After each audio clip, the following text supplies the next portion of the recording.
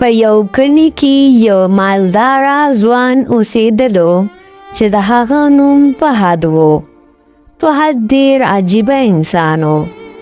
یوه ورځ هغه دا فیصله وکړه چې زه واده کول غواړم او د یو کوهي په غاړه باندې خپل دوست سره ولاړ و او هغه ته یې څه داسې وویل: ملګريه، زه واده کول غواړم، خو زه وایم چې داسې جینۍ سره یې وکړم چې په دې ټول کلي کې زما د ښځې چرچې وي، چې بس وایي خلک چې ښځه دا خو د فهد ده، چې بس داسې جینۍ سره واده وکړم چې ډېره زیاته ښکلې وي.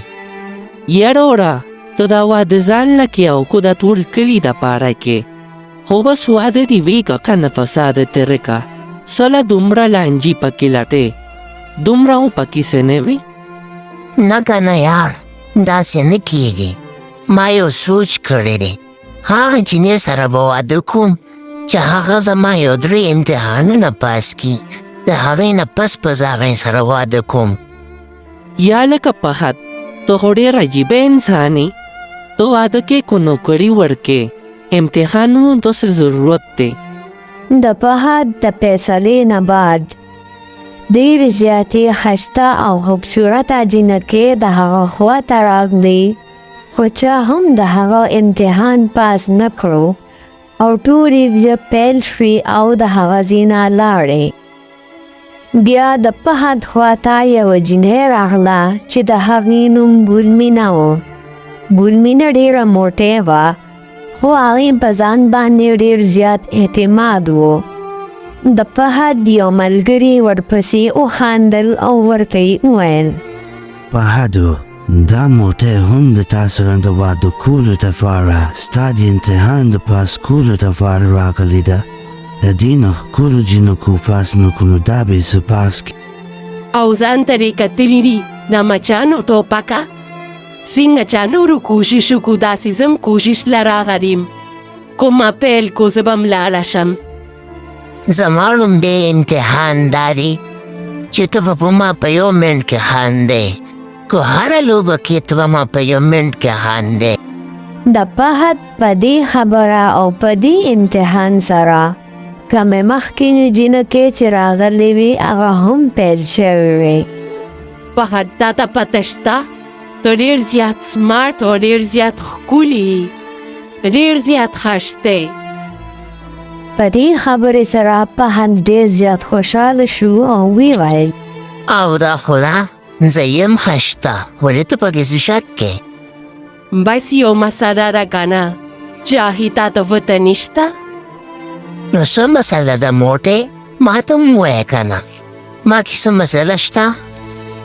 مسله دا ده چې تا ته په خپل ځان باندې ډېر زیات یقین دی چې ګنې ته په رښتیا ډېر ښکلي.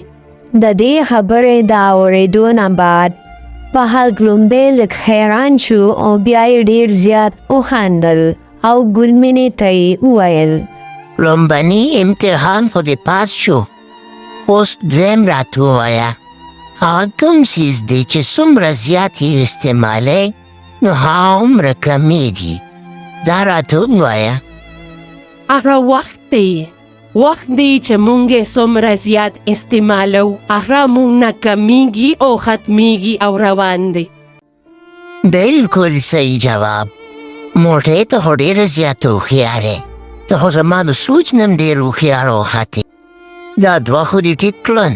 پهلوانې ستا درېیم ټسټ لا دی چې ته به ځنګل ته لاړه شي او هلته به په سیند باندې واوړې او هلته به د یو غر شاته لاندې یو شین ګل دی، هغه به ماله راوړې. د هغې نه بعد به ته بیخي پاس شي او ستا ټول امتحانونه به مکمل شي. د فهد د دې ټسټ نه نورې جینکې هم یریدلې وې او تښتېدلې وې او ګلمینې ورته وویل: فهد، زه ځم او هغه شین ګل زرده هم راوړم، انشاءالله نه الله فرصت سره.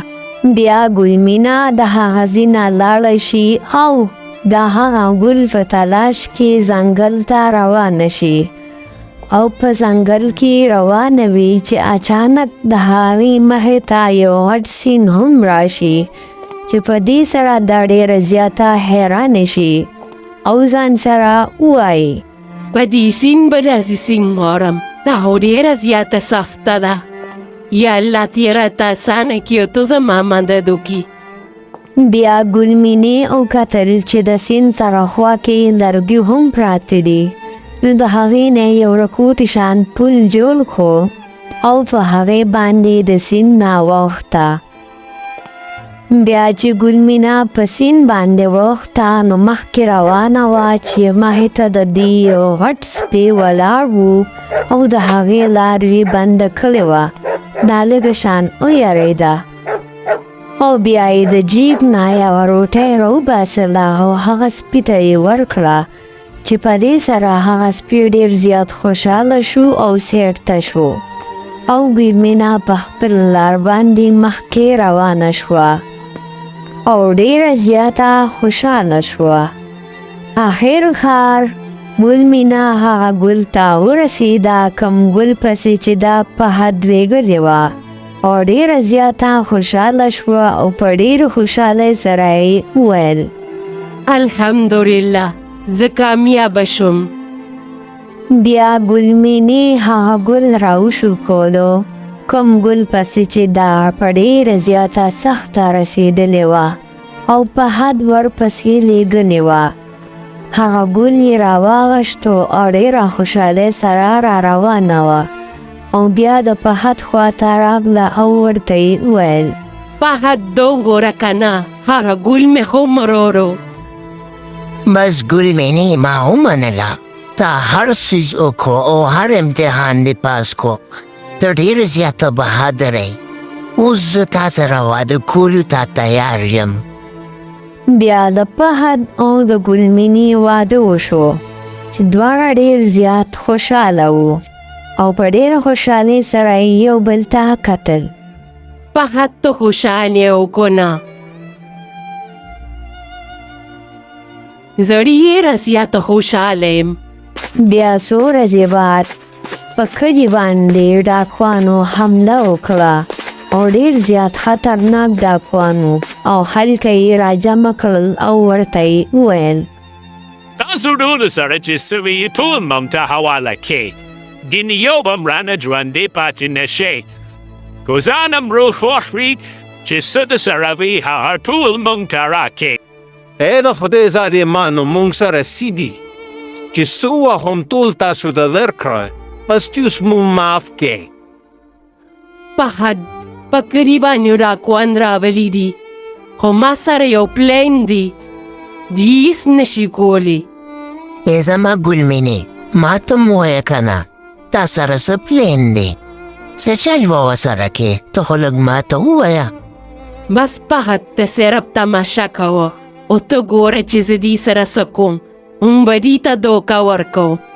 بیا ګل مینې یو بکس راوړو او په هغې کې یې غټې غټې ګټې واچولې او هغه بکس یې بند کړو او په هغې یې د بره نه یو کفړه واچوله او هلته یې یو ځای کې کېښود او فهد ته یې وویل فهدو موږ به هغه ډاکوانو ته داسې ووایو چې کلي کې څه نشته او د ټول کلي خزانه دغه ده. هغوی به دلته راشي او موږ به ترې خلاص شو، ځان به ترې خلاص کړو. ای د خدای ظالمانه دلته خزانه څه کې؟ دا خو ټول غریبانان خلک دي، تاسو دې نه څه غواړئ؟ زموږ د ټول کلي خزانه په هغه سارا کې پرته ده، ورشئ چې څه م پکار وي بس واخلئ. ما خو درته نه وي خو څه کین. بیا هغه ډاکوان د هغه ځای نه روان شو او وتښتېدل چې په دې سره د کلي خلک ډېر زیات خوشحاله شو. کله چې ډاکوان د هغه بکس خواته ورسېدل نو ډېر زیات خوشحاله و او چې کله یې بکس کولاو کړو نو په هغې کې ډېرې زیاتې غټې غټې ګټې وې او ډېر زیات غوسه شو او ویې ویل وی بیوقفانو موږ سره یې دوکه وکړه. او بل طرف ته د کلي خلک ډېر زیات خوشحاله شو او ګل مینې ته یې وویل ګل مینې بچې ته ډېره زیاته بهادره یې او ته ډېره زیاته سمجداره هم یې. تا مونږ نن ټول کلي بچ کړو ټول کلي بېعزتي به کېده خو الله یې تا ډېره خوشحاله کړي تا د وجې مونږه بچ کړو الله پاک مونږ ستا ډېر زیات شکرګزار یو الله دې خوشحاله که بس زم ډېر زیات خوشحاله یم د الله پاک نه الله پاک ماله یو ډېره بهادره ښځه راکړې ده د فهد سره د ټول کلي خلکو به دا ګلمني ډېر زیات عزت کو او د هغې به ډېر زیات خیال ساتو او په ډېره خوشحالۍ سره یې اوسېدل شروع کړل نو خوږو ملګرو دا وه زموږ د نن ورځې کهاني که چېرې خوښه شوې وي نو لایک کې او په کمنټ کې هم خپله رایه راکړئ او که چېرې په دې چینل باندې نوي یې نو دا هم درسره سبسکرایب کړئ او زموږ د کهانۍ مقصد دا دی چې د انسان اصل طاقت د هغه عقل او د هغه همت دی نه چې د هغه شکل یا د هغه جسم الله مو راته ښاد آباد او بریالي لره د لوی الله په امان